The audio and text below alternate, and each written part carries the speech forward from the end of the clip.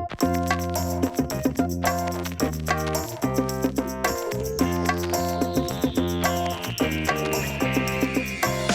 it's the Glitter Boom Girls. Welcome back. This is part 2 of our childhood book discussion. And part 1 is, we really got into it in part 1. We did. We were very passionate about part 1. We're super passionate. Well, we're both authors. So our books are available on Amazon and Kindle.com. Anyway, you can find our books, by the way, if you go to Amy's Instagram page, which is author_Amy. Just search Amy Asbury. And then my Instagram page, also author Robbie-Ann, or go to Glitterbee Girls, whatever. So BarnesandNoble.com, Amazon.com. Yeah, search our names. Google it if you care, if you want. Yeah, because we're fiction writers, and Amy's published so many great books, and I have. But mine are not fiction. I've written one fiction, but mine are about my actual life because I don't really know how to write. Let's say they're autobiographical, but it was some of it's fictionalized, right? Like some of the didn't you change names and stuff? I changed names. Yeah, okay. But no, I wish it was fictional, but no, unfortunately not. Yeah, so check out Amy's non-fictionalized books. Thank you. And my fiction. Anyway, so back into the book discussion. So you were saying there were, in part 1, we talked about the gut punch books, the books that like scarred us for life. Right. And just still to this day. And so, but what 2 books were an inspiration? What book hit you and you were like, yeah, this is pivoting me for the better? You know what? Okay, so these books again were re-released. There's a book called A Little Princess, which was first published in 1905. You guys, Frances Hodgson Burnett. Frances Hodgson Burnett. Darling, listen. So anyway, you've seen the movie. I mean, Shirley Temple did the movie. Then it was some other kid. It's been around for a century. However, they re-released it in 1985-86 when I was at my impressionable age and trying not to listen to Darling Nikki or anything on the PMRC list. Anyway, so this, all this stuff's around you, like the Scorpions are on MTV and like Def Leppard, and I'm in my room reading A Little Princess, right? Nice. So what it is this little wealthy little girl goes. She's has only a father. His name is Captain Crew, and her name's Sarah Crew. She goes to a girls' school, and she's very terribly kind. She makes friends with the maids, and makes friends with the little mouse on the wall. Just sweet girl. Her father dies, loses all of his fortune. They keep her at the school as like a charity case. Take away all of her riches. Take away all of her wardrobe. Take away her doll's wardrobe. They're like, you have to go sleep with the maids, down in the friggin' scullery basement, right? And as a kid, you're all, oh my gosh, I heard her, because you read about all these beautiful, her doll had these like sable muffs and like these beautiful, like these wardrobes they described, and her room is this gorgeous ice cream colored room, and you're like, she's a little fireplace in there, and she has tea, and you're all excited reading the book. Anyway, the whole rug is pulled out from under this chick. And, you're 11, and you're like, oh my gosh, this is crazy. I would cry and scream and be a total bitch, Yeah. Through the book, she is so lovely. She remained the same character-wise, no matter what her circumstances were. And I never forgot that. Okay. And she but is there a happy ending? Because this is not. There's a lovely ending. Okay. So it's not a gut punch book. Not a gut punch book. So she is like this. There's always someone worse than her. So she's starving. She's out in the freezing cold. She finds a little half penny or whatever it was back then. A hay penny. She goes in to buy like a warm cross bun or something from the bakery. And she's all excited. Buns. She's about to pass out because she's so hungry, and she sees a girl more poor than she, and who's looking in the window, who looks way worse than her. And she's like, damn it, and she buys it and gives it to the girl. Aww. And you're like, this girl is like, wow, I would never do that. All you're thinking through the whole thing is, I would never be that cool, Yeah. So the book teaches you grace. Grace and character, and she was so lovely throughout the book. She refused to become a jerk because of her circumstances. So Okay. anyway, at the end, it turns out her father is not dead, and they're looking for her. They're looking for her everywhere. So then this wealthy neighbor moves in, and they end up finding her father, and she becomes even more. He has a diamond mind, and her life's even better than before. And she saves a little poor girl, and takes the little scullery maid from the girls' school who they treated so terribly, and she's like, "You're gonna come work with me. We're gonna be best friends." Oh. So you're just like, wow. And anyway, so to me, I always thought, well, if your life turns terrible, then you get to be terrible. Like you have every right to be terrible because your life's terrible. Yeah. But I read this and I thought, you know what? It's kind of like Cinderella. She still had character. Right, right. Or you know So, what? In a real you life know, example, like Anne Frank. If you mm-hmm. ever read The Diary of Anne Frank, and I think most Uh-huh. of us read it in school when we were impressionable. I mean, talk about a gut punch book. Holy crap! She's so she writes so vividly in her diary, but she, that line, I'll never forget that line where she says, "I do believe that people are for the most part good." And I'm I like, oh love my that. God, she's like You're like, hiding in an really? attic from Nazis, and somehow she still Makes me want to cry. finds, Yeah. some kind of uh silver lining. Like, what Uh-huh. an incredible character. And then, in Love the me. end, when Mm-hmm. it just stops, like, oh, and what happened to her. I mean, oh my gosh, talk about a gut Unbelievable. punch. Yeah, that's Oh, brutal. yeah. Yeah, but that one really made me think, and it could have been the age that it hit me at. Yeah. But I thought, okay. And then another book by the same woman, which was published in 1911, was, and we've all heard of this, The Secret Garden. Oh yeah. Mary, quite contrary. She's this little brat. Yeah. She's born in British India from these wealthy British parents. They didn't like her, and she's all sullen and yellow and kind of bratty, and she's just a jerk. And they bring her to Misselthwaite Manor on the Yorkshire moors, and she's sour and she's rude, and she's just kind of like, Misselthwaite anyway. Manor on the Yeah, Yorkshire she's just a moors. jerk, as you guys know. But anyway, throughout the thing, she's cutting buds, and plants are coming through the earth constantly in the book. And she's carving away dead things, and you're like, oh, I want to grow something. Oh So, the theme is like a regeneration and like, yeah. things that are neglected wither and die, but when you work on something and you care for it, it thrives. That's the Yeah, theme yeah. of it. And it made me want to go like take care of something and work on something and dig in the earth. I'd like a spot of earth, mother. I like started talking to my mom in a British accent. She's Mummy, like, "What the I'd like hell? to grow something in the garden. Might I have a bit of earth, mama?" But yeah, then I started calling her mum, and she was all pissed Mum. off. I'm like, "Mumsy." Why are She's like, you calling "Shut me up. mum? Go watch the scorpions, and I'll buy you some high heels." Go Just put on kidding. MTV. Oh no, Put on Robbie, MTV. what are you growing in here? Anyway, I just wanted to go garden and like take care of something and work on something. Anyway, so those were the two that to me, I just felt like this wonderful feeling after reading those two. Oh, I love it. I have two that are great as well. After the gut punch of the bear's house. So the Princess Bride, Of course. I read that. Geez, I think I was a junior in high school, so 84-ish or something. I read it before the movie was even an Am I idea. dumb that I didn't know it was a book?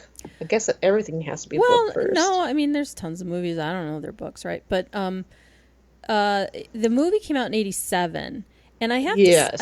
say this: the movie, in my opinion, really nailed it. Oh, good. Like when I watched the movie, I wasn't like, oh, that's not how I pictured it. Like Oh, the good. movie was really, there was a lot cut out though, because the book is so rich and uh, absolutely beautiful. I mean, it is, and William Goldman was the writer, and he adapted Uh-huh. his own novel for the screenplay. So Oh, no wonder. yeah, and the two leads, Carrie Elways and Robin Wright, Yes. they were so perfect, like just Oh. absolute nailed it. So I really loved that book. The book That was the first, I think, that was the first book that really made me want to create something that was like a painting with words, you know? Interesting. And I still haven't gotten there yet. Like, my writing style right now, where I'm at, it's more about the story, you know, than the art of the words to me.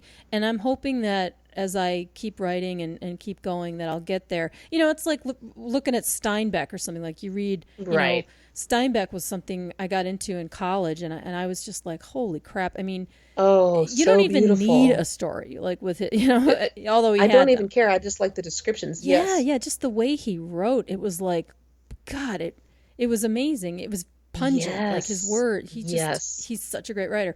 And William Goldman, in my opinion, is that type of writer, not the same style, but he's the type of writer where you're just in love with the way he talks about things. And so that was a beautiful book. I loved it. And the other one that kind of like your little princess book, where it affected, you know, how you are and stuff. When I read Wrinkle in Time, which we read it in school, like it was a lesson, and dissected a lot of it. But I related a lot to the little girl, and there were things in the book, you know, that obviously it's a fantasy story, but there were just things in the book and things that she did that made me rethink how I did things. And, you know, interesting. that kind of stuck to me a lot. So I definitely was affected by it. You know, I enjoyed the movie too, although they changed. I started laughing out loud when I saw Big Oprah in the sky. Oh, I started laughing out loud. The image. I couldn't get. Yeah. Wasn't she like one of the little, one of the fairies, or what the heck was it again? Yeah. The movie, it really got Reese Witherspoon. It got lambasted. Freaking Mindy Kaling, which I didn't think it deserved the, you know, the pounding that it got. But Mindy Kaling with blue eyeshadow didn't deserve pounding. No, I love Mindy Kaling. I love her too, but she didn't belong in there. She can do what she can dye her beautiful hair black, or I mean blonde. It was like she can dye her beautiful black or blonde. I don't care what she does. Mrs. Witch. I just started laughing because I just knew who they were. I couldn't, like, it just took me out of it. Yeah. I started like giggling, like I was like 5 years old. That was the issue with the movie for me. I enjoyed the movie, but when I saw the movie, I kept saying, God, that's not what I pictured. That's not how I pictured it. You know, that's not how. Yeah. So, you know, conversely with The Princess Bride, where William Goldman himself wrote the screenplay, right. You know, I don't know. I'm not sure why they would divert from the book, because the book was just so perfect. Charles Wallace. But wasn't there like a dog named something really cool? Yeah. Oh, yeah. Oh, crap. I just remember Charles Wallace was the little boy. Name? Yeah, what was the dog's name? I keep thinking Breckenridge. It's not Breckenridge though. Well, now we gotta look at Quarterflash. I'm gonna harden my heart. Yeah, no, I don't think I need to know what the name of that damn dog is. I'm looking it up. All right, so so Wrinkle in Time. What? I just Googled Wrinkles in Time. I don't know why that's funny. You're gonna get a pop-up that Wrinkles you wish you hadn't. Yeah, no, there's all kinds of That's so bad. Crazy stuff. Oh, all right, so wait, while you're looking at that dog, there's a book called Wrinkles in Time, and it's about cosmology. Oh my God, who writes a book called Wrinkles in Time about cosmology? That is hysterical. And there's a link on Wikipedia that's like, for Wrinkle in Time, click here. Goodness sake. Okay, so this book actually won the Newbery Medal, which is a big deal, y'all, in 1963. Oh, yeah. Okay, Meg Murray meets this a neighbor who's talking about something called a tesseract. And then it's some kind of scientific thing. The dad is working on this, like, mysterious thing, and he disappears, you guys. So Meg... that's one thing the movie nailed. they had Chris Pine playing the dad. Chris Pine. They Chris Pine, did. I don't care what he's in. Like, my Right? ass is in the seat. I pay my ticket, I go. Or I download it or whatever it takes. He was Yeah, and great. then so yeah, Meg and Charles Wallace. I think they just called him Charles in the movie. And then there's like a classmate, like their friend Calvin.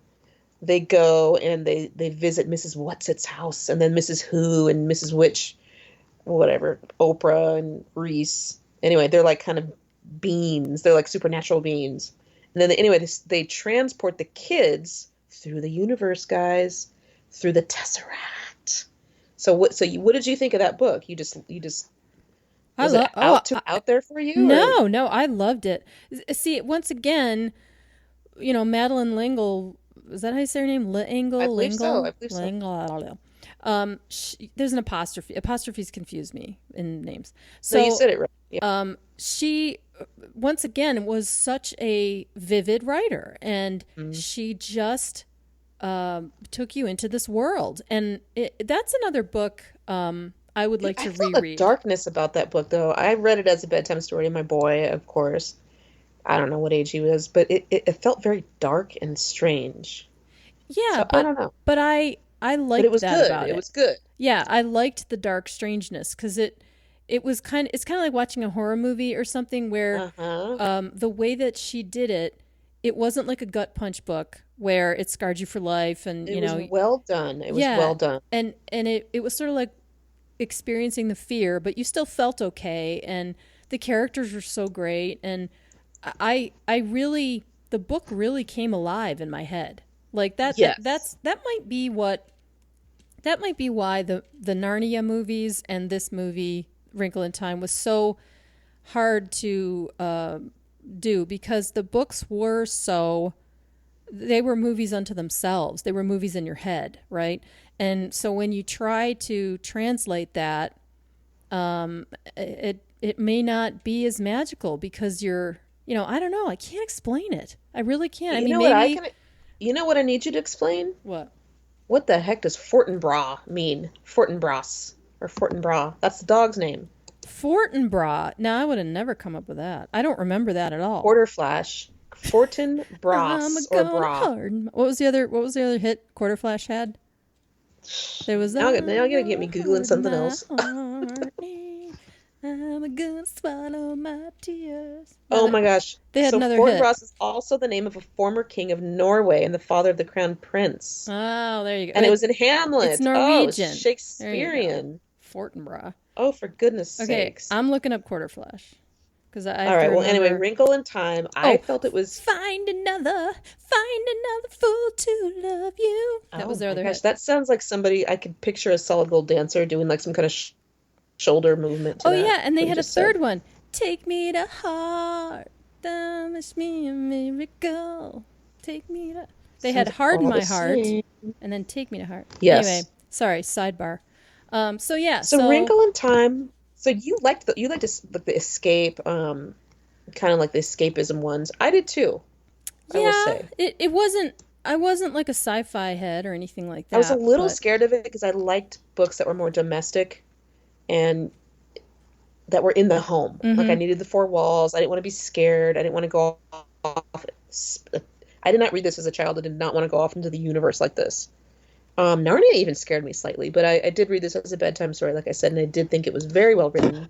I mean, of course, obviously, Wow, I it's had the it's a famous book. total opposite feeling. I didn't even want to come back from those worlds. Ooh, And maybe that had something to do with my childhood at the time when I read the books, because mm, both books, things were not great in my family. And so I like especially with Narnia, holy crap. When I read Narnia, I literally didn't want the seventh book to end, and I tried to read it again, but it wasn't quite the same.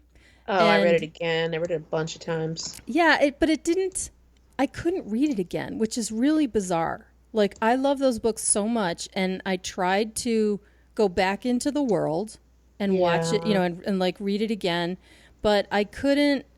It was not the same magic as when it was new to me. I can't that even makes explain that one. sense. So yeah, I don't tend to read fiction books more than once. Like I'll watch a movie 800 times, but I don't know. I don't really read. I'll read a nonfiction book a couple I have times, listened but to Auntie Mame literally 4 or 5 times within the past month. oh, An the audiobook. audiobook. Oh, The thanks. language is so lovely, Yeah. and the narrator, the person reading it, I think his name is Christopher Lane. Christopher, you're great.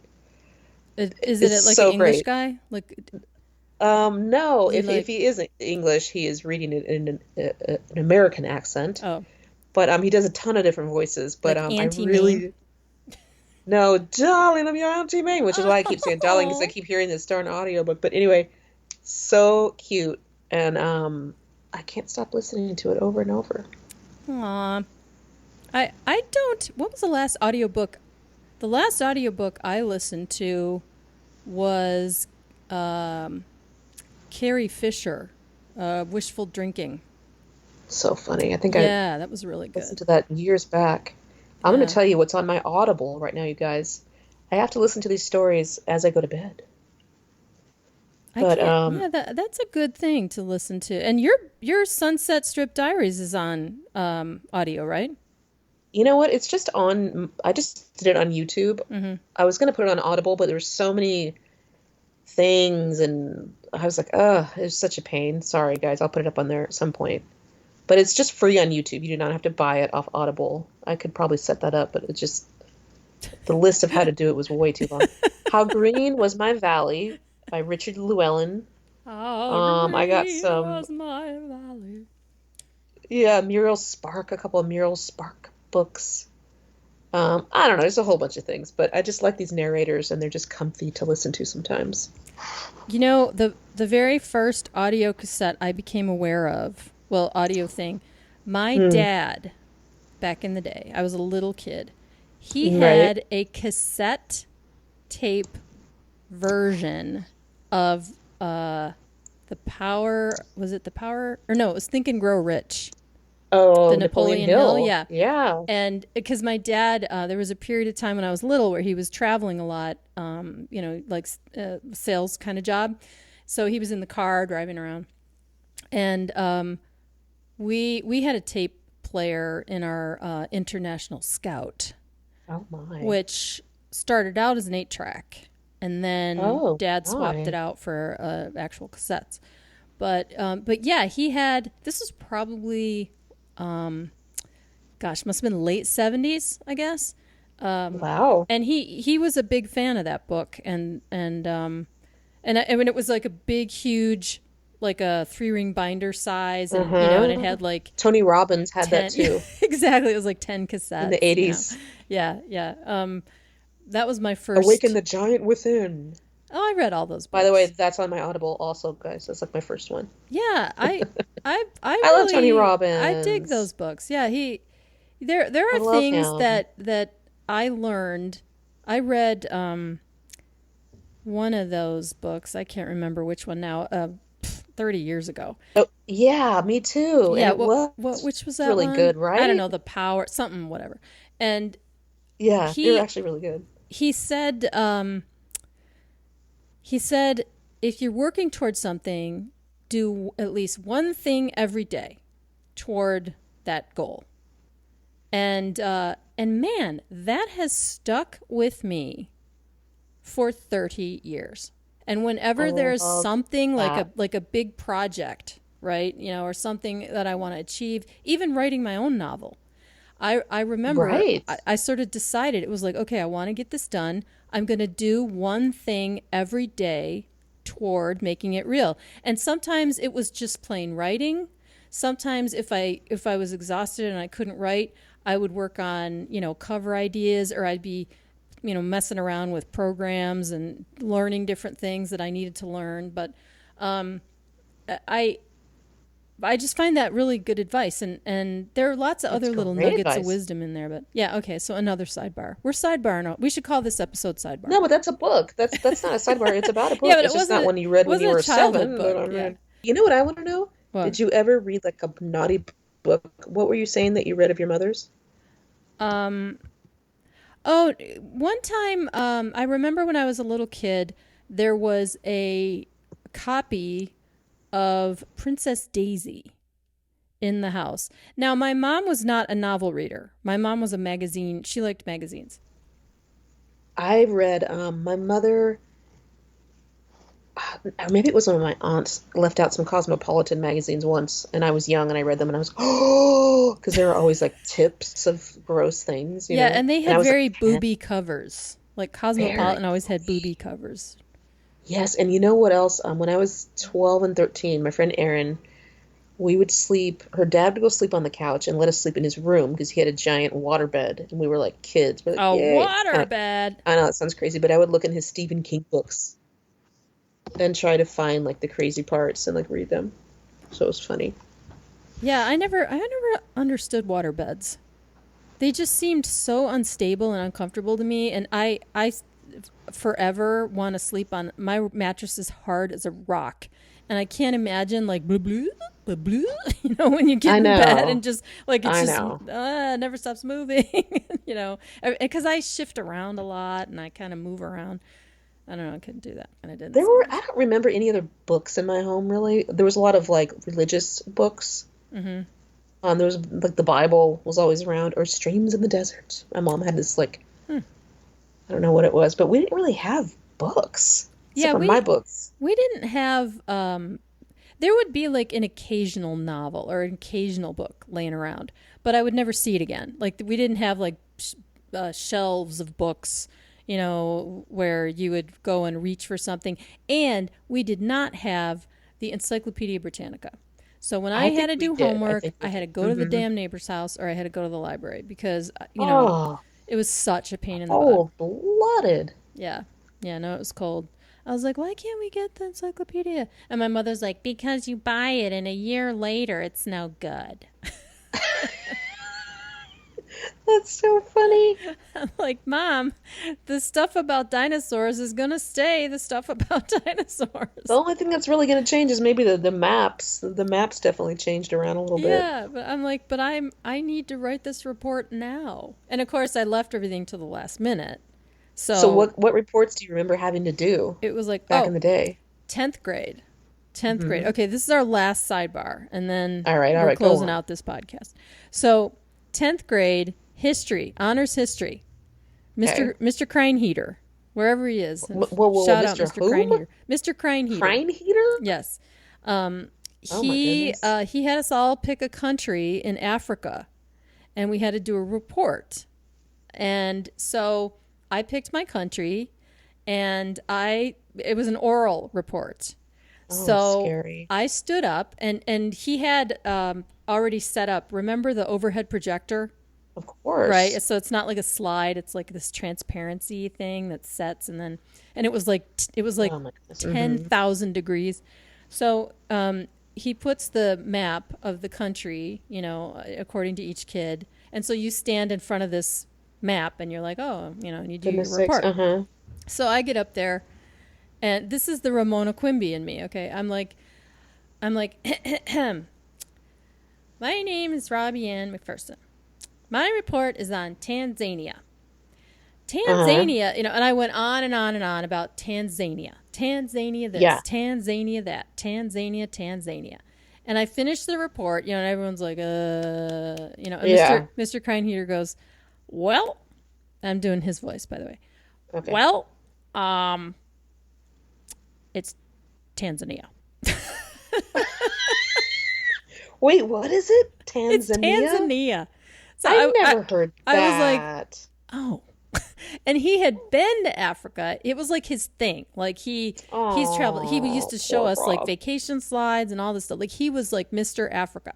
And I learned so much about the continent of Africa and all these different countries. Apparently, I was absent the day he talked about Tanzania because I went and did this whole report about Tanzania.